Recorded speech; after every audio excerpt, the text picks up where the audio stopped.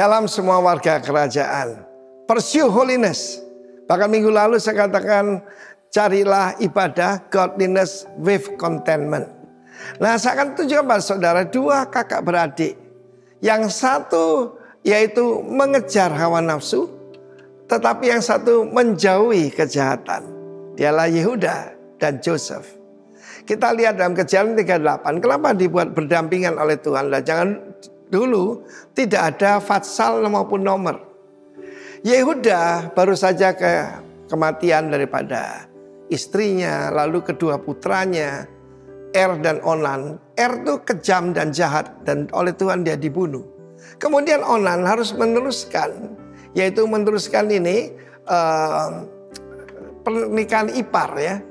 Dan dia sengaja membuang benihnya di luar. Dan itu jahat di mata Tuhan. Upah dosa adalah maut. Bukan cuma penyakit, upah dosa adalah maut. Hati-hati saudara, kalau kita dalam keadaan di mana kita dalam keadaan kosong, dalam keadaan sedih, bahkan dalam keadaan euforia kemenangan, hati-hati, itu saat rawan. Dan saat itu adik daripada Onan masih kecil. Dan Tamar disuruh pulang ke rumah orang tuanya. Tamar tahu sesuatu, bahwa dari semua keturunan Abraham yang akan menurunkan raja sudah ditetapkan Tuhan dan tidak akan berubah, yaitu Yuda.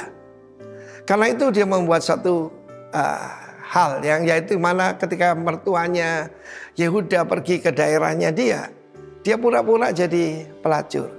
Coba ya, kalau orang dikuasai hawa nafsu akan jadi bodoh sekali. Masa tidak kenal dengan menantunya? Mungkin ya karena gelap-gelap begitu sengaja dibuat gelap dan dia memakai semacam cadar menutupi wajahnya. Dan bahkan dia berbuat sangat bodoh. Ketika itu dia tidak bawa uang cash. Dan dia memberikan jati dirinya. Mana ada orang pergi ke tempat pelacuran katanya ya kasih KTP. Kasih yaitu memberikan satu jaminan. Dia memberikan kalungnya dan tongkatnya. Tongkatnya itu sama dengan ID. Dan saudaraku, pada saat itu apa yang terjadi? Tamar hamil. Tamar ini menantunya.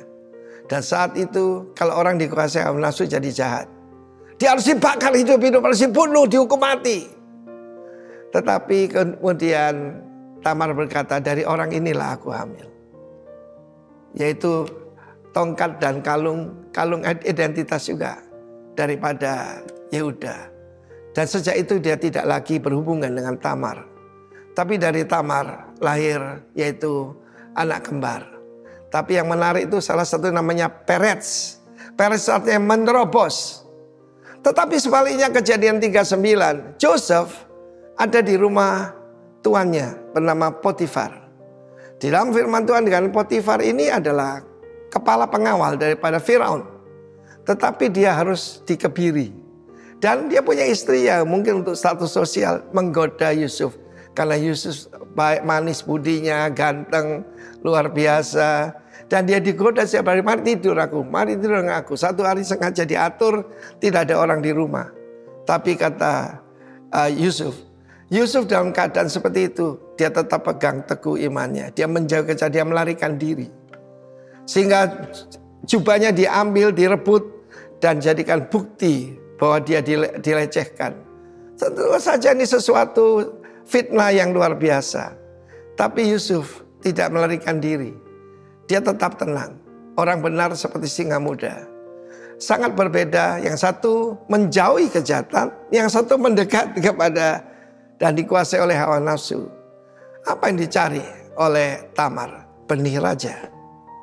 Dari Perez kemudian lahir terus sampai Isai, sampai David, Solomon, dan akhirnya Yusuf dan Yesus Kristus.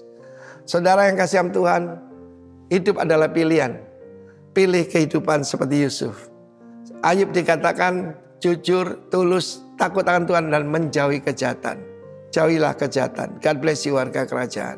Amin.